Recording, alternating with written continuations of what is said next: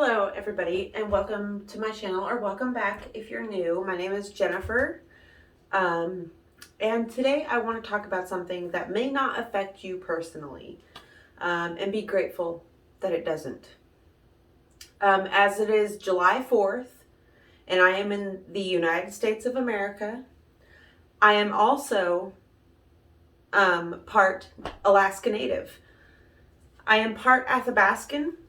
It's very little, but I grew up around the culture. I grew up around my cousins, my grandmother. The native culture was very prevalent in my life because I grew up in Alaska.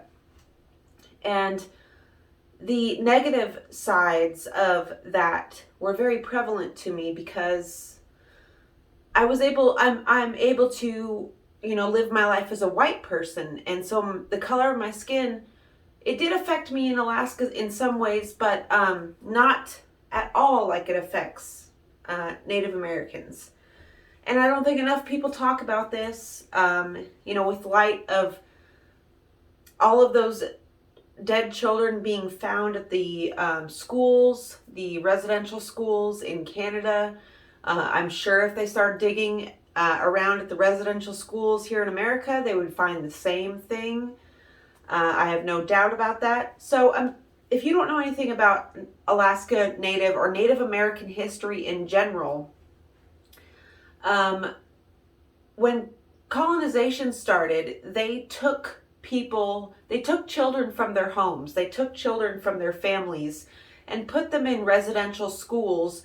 They were not allowed to speak their own language. They were not allowed to practice their own religious beliefs. They were not allowed to dress the way they wanted. They were not allowed to keep their hair long, which to a Native American, their hair represents, it's almost like antenna. It's like an extension of the nervous system. You need it to be a good hunter and a tracker and to be connected to your surroundings and feel connected. You need your long hair. That is a very big symbol. What the government of America also did was they systematically murdered shamans from every single tribe. Now, what a shaman is to a Native American is their connection to everything. It's like a therapist, a family counselor, a relationship counselor. That's why drugs and alcohol are so prevalent in the Native American community now. Why you go up to Alaska mainly, I don't know about other places, but I know for Alaska for sure, the homeless population up there is 99% Native American. And it's so sad to see. It breaks my heart every time I go there because I know what's causing it.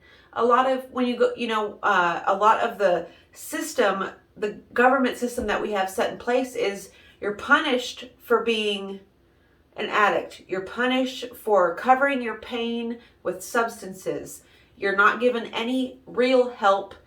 And most people don't even really know how to help you in those ways, which is what the shaman was there for. And so I don't celebrate 4th of July. I don't celebrate American holidays. I don't celebrate holidays in general, especially ones that were founded on a culture's pain that is close to my heart, that is part of my family, that I am genetically from, that I am genetically related to. It's really awful to see how people in general view the Native American community in Alaska. They see them as slobs, as bums. They laugh at them. They make fun of them. They offer no help, no sympathy, no compassion, no understanding of what's going on. When you are handed, so with all of those things, the residential schools, imagine for 2 or 3 generations, nobody in your family raised kids. Nobody. So nobody had experience raising another human being because they were systematically taken from you. Imagine that. Imagine you had nobody, 3 generations of your family did not have the opportunity to raise a child.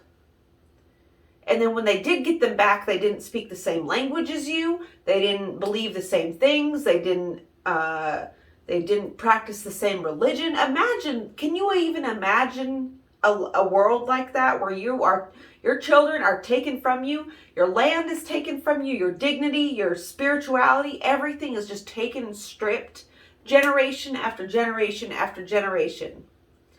Now imagine the trauma that gets ingrained in that bloodline, in that family line. Imagine the hurt and the awful things that are passed down just because of the negligence and because of the cruelty of the church and the government.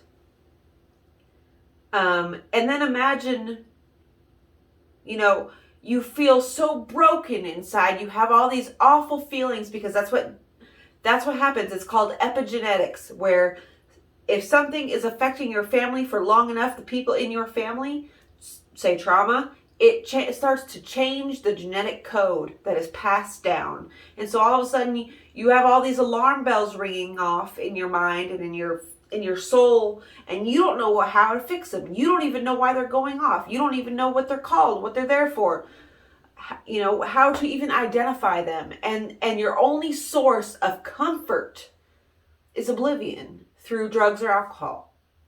Your only source of solace is through drugs or alcohol and oblivion. That's the life of most Native Americans that you see that are homeless. They're past, and also Black people, because they're past similar pain. And so throwing people like that in jail is not going to help them. You're going to add to the suffering. You're going to add to the already negative narrative that they have going about this world. And they're going to say, fuck it. Fuck it. That's what most people I know are like, is they're just fuck it. They're at a point where it's like, you know what? Take me out. I'm ready. And that's very sad. So when you see somebody who is homeless, if you live in Alaska and you see a homeless person, just remember what's underneath that, why somebody would ever get to that point, the hardships their family line has faced, and try to meet them with a little bit more compassion, because that very well could have been you. You just got the luck of being born white, or being born white passing. It's, remember what these holidays are founded on. Remember that we're all human and we're all just trying to survive. Most of us are in survival mode, okay? And when you're in survival mode, you can't think of anything else. You can't think of anything except for getting through the day, eating, where am I going to sleep? Survival, okay? Your mind doesn't even care about anything else. Meet people with compassion and kindness and understanding. And know that that could be you very easily, very quickly. I just wanted to put this message out there because I feel like it's important. It's something very close to my heart. It's something that affects my family. Drugs and alcohol addiction, all of that plagues my family and has plagued my family for a very long time. And so if you're one of my family members watching this in Alaska, just know, try not to hold so much anger for our fellow family members. Understand why they do the things that they do. Hurt people, hurt people, okay? Healthy people who have a healthy sense of self and life and goals and accomplishments and all of this, they don't go around hurting people or hurting themselves. They're not in a self-destructive path. People who are hurting desperately and don't know how to help themselves do that. So just know I'm always there for any of you guys. Please, do some research on these topics, the residential schools in Alaska, here in the lower 48 in Canada. Do some research on, the symbolism and the meaning of the clothes that they wear, the way that they wear their hair, their language. Do some research on these topics and really get to familiarize yourself with these things, because if you don't acknowledge what the awful things happened in the past, if you don't acknowledge that those things happened, then they could very easily happen again.